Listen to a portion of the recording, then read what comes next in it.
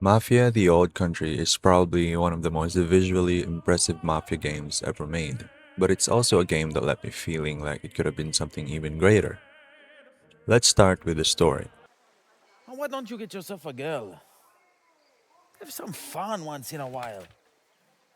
The story is easily the strongest part of the game. Setting the game in the early 1900s Sicily was a brilliant decision because it finally shows the roots of organized crime before the events of the earlier Mafia titles. Now, before this, I actually played Mafia, the definitive edition, as well, and I can really say there's a lot of similarities in terms of storytelling here, especially the ending and some of the aspects of the game. Enzo's journey from a nobody to a respected member of the Torrisi family feels authentic, and the performances throughout the campaign do a great job of setting the emotional moments. From the intro of him escaping the cave right up to the ending, to the climactic ending that we all know is a bit controversial in terms of impact. That being said, that's why I wasn't completely satisfied with the ending. Without diving too deep into spoiler territory, the final act felt rushed compared to the slower and more deliberate build-up that came before it. The game spends hours developing its characters and relationships, but when everything reaches its climax, it feels like it wraps up a little too quickly. The ending isn't bad per se, but it lacks the emotional impact that I was expecting after such a strong journey.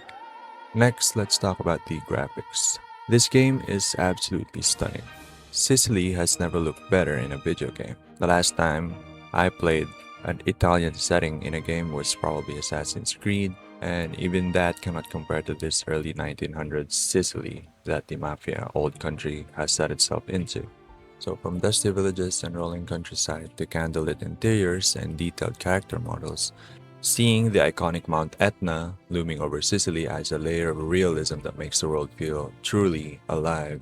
So there was one scene there in particular, well, two scenes where the volcano erupted, and I feel like that's a good nudge to the real world parallelism that it has because that eruption actually happened in real life. The lighting system actually does a lot of heavy lifting here as well, creating scenes that often look like they belong in a crime film rather than a video game. That's why they have this filter in-game setting to make it look more 1900s.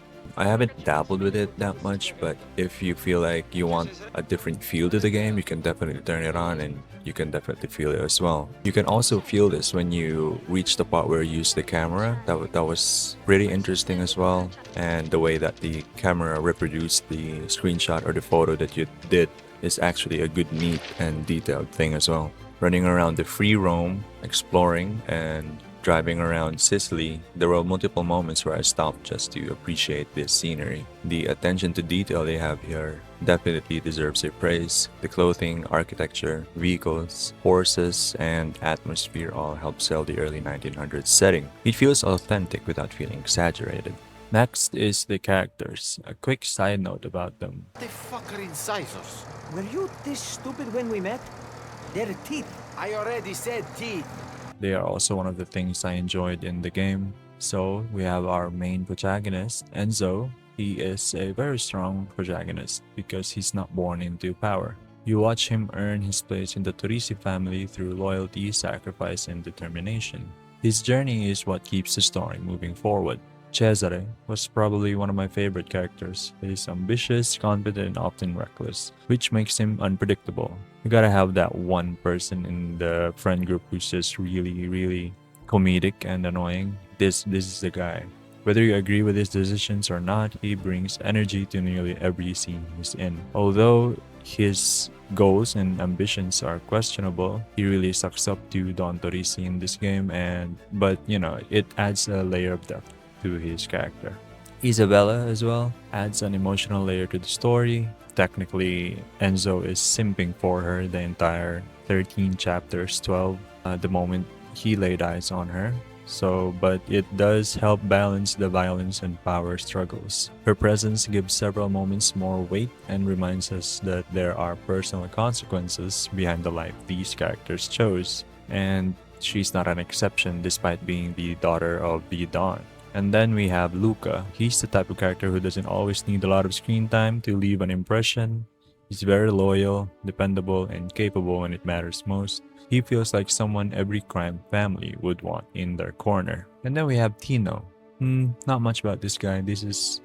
I expected him to have a good layer later on in the game, but he just ended up being annoying the whole time. And then, of course, we have Don Torrisi. He serves as the backbone of the family. He's firm, calculated, and commands respect whenever he's on screen.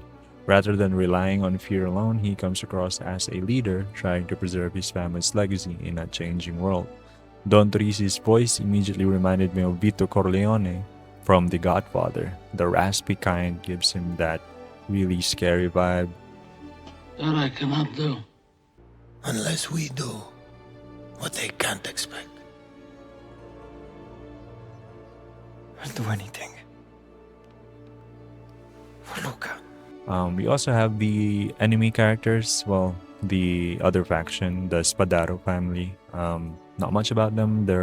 I like them as villains, but apart from that, we really don't know what other layers they have. They're just a greedy bunch of Mafia family. Now, let's talk about gameplay. This is where opinions will probably be divided.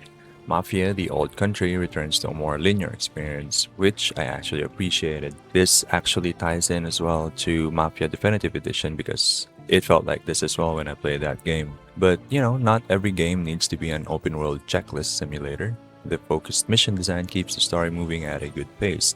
And if you want to explore the open world, there's always that option where you can just open up the menu and go to the free roam mode. However, the combat can become repetitive over time. Gunfights are serviceable but not revolutionary, and some encounters start to feel familiar by the second half of the game. Stealth sections add some variety, but they don't fundamentally change the gameplay loop. The game succeeds because of its storytelling and atmosphere rather than because of groundbreaking mechanics. I did play this game in the normal difficulty, but there were certain times where I took a hard hit and it made me replay some certain parts of the game because it's either I was rushing to complete that segment of the game or I just sucked. Finally, let's talk about value and replayability. If you're looking for a huge open world game with hundreds of hours of content, definitely this isn't it. I actually completed the game around 13 to 15 hours, give or take. I did free roam a bit, but it could have been lower if I just went straight for the linear story.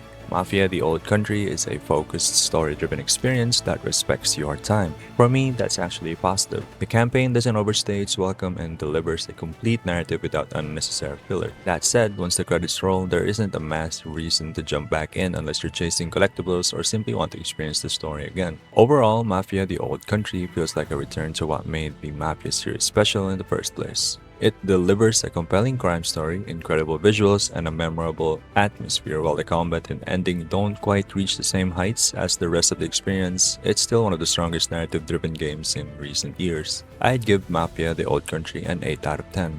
Not perfect, but absolutely worth playing if you're a fan of cinematic storytelling and classic Mafia drama.